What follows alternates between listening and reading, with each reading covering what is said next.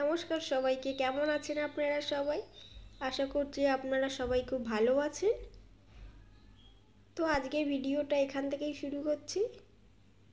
তো দেখো, আজকে ফুচকা বানাবো, তাই সেটাই তোমাদের সঙ্গে শেয়ার করছি। তো প্রথমে তো আলুগুলো ছাড়িয়ে নিয়েছি, তারপরে আলুগুলো কেটে প্রেসারে দিয়ে একটু সিটি দিয়ে নেব। তারপরে এতে লঙ্কাও দিয়েছি, এবারে প্রেসারটা লাগিয়ে দুটো সিটি দিয়ে নেব। তো তারপরে এইদিকে গ্যাসটা ধরিয়ে ভাজা মশলাটা করে নেব। তো ভাজা মশলার জন্য এখানে আমি নিয়েছি জিরে, ধনে আর কটা শুকনো লঙ্কা। তো এইগুলোকে ভালোভাবে ভেজে নেব, খুব পুড়িয়ে ফেলবো না, হালকা করে ভেজে নেব।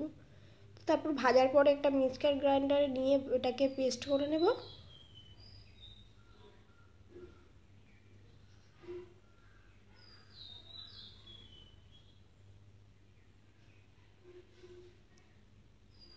তো মশলাটা করা হয়ে গেছে, খুব বেশি গুঁড়ো করলে হবে না, হালকা হালকা এরকমভাবে রাখতে হবে। তো তারপরে এদিকে টক জলটা করব। প্রথমে তেঁতুল দিয়ে নিয়েছি, তারপরে জল দিয়ে নেব পরিমাণ মতো।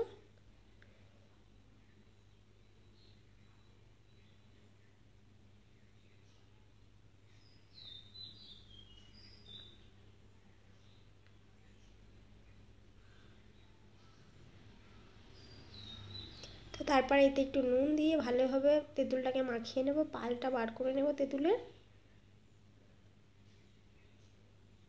তো দেখো, তেঁতুলের পালটা বার করা হয়ে গেছে, এবারে ছিবড়েগুলো হাত দিয়ে চেপে চেপে নিয়ে ফেলে দেব। তো তারপরে একটা পাতিলেবু কেটে, আমার কাছে গন্ধরাজ লেবু ছিল না, তাই ভাবলাম পাতিলেবু আছে, এটাই দিই। কেটে একটু মানে চেপে নিয়ে জলটার মধ্যে দিয়ে দিতে হবে।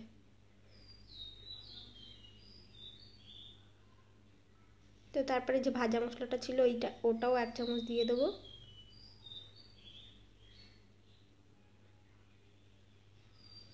তো ওটাকে দিয়ে ভালোভাবে একটু নেড়ে চেড়ে নিয়েছি। তো ওদিকে তো টক জলটা হয়ে গেল, এদিকে আলু মাখাটা করতে হবে। তো আলুটা সিদ্ধ হয়ে গেছে, একটু মানে খেলিয়ে রেখেছিলাম ঠান্ডাটা হওয়ার জন্য। তারপরে এর মধ্যে ছোলা দিয়ে দেব, ভাজা মশলা দিয়ে দেব।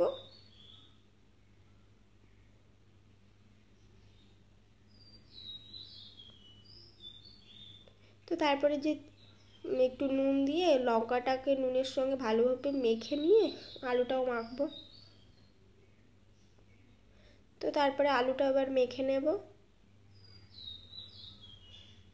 তো এর মধ্যে একটু টক জল দিতে হবে, তাহলে টেস্টটা বেশি ভালো হবে। তো দেখো, 1 চামচ টক জল দিয়ে দিচ্ছি এর মধ্যে। তো এবার আলুটাকে ভালো করে মেখে নিচ্ছি। তো এদিকে তো আলু মাখাটা আমার হয়ে গেছে, এদিকে ফুচকাগুলো ভাজতে হবে। এখানে কিন্তু আমি হাতে তৈরি করে ফুচকা করবো না, এগুলো কেনা ফুচকা। এই ফুচকাগুলো দারুণ ফোলে আর খেতেও সুন্দর হয়। আমি এই প্রথম খাবো, মানে ভেজে নিজের হাতে করে প্রথম খাচ্ছি। তো দেখো, ফুচকাগুলো এবারে এক একে সব ফুচকাগুলো ভেজে নেব।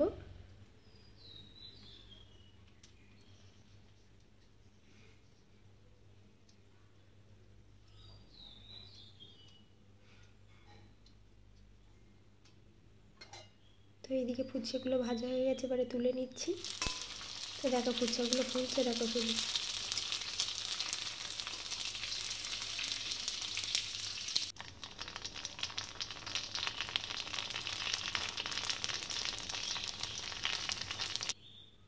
তো সব ফুচকাগুলো ভাজা হয়ে গেছে, দেখো এক থালা না দুটো থালা ফুচকায় ভর্তি হয়ে গেছে। তো চলো ফুচকাটা ভেঙে দেখাচ্ছি।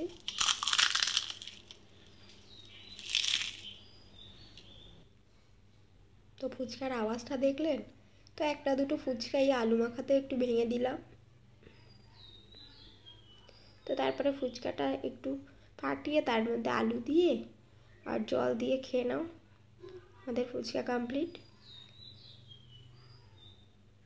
তো সত্যি কথা বলতে ফুচকাটা কিন্তু দারুণ হয়েছিল, তোমরাও বাড়িতে বানিয়ে খেতে পারো। তো দেখো, আমি একটু টক জল দিয়ে এবারে খেয়ে টেস্ট করে দেখবো। তো আজকের মতো এইটুকুই।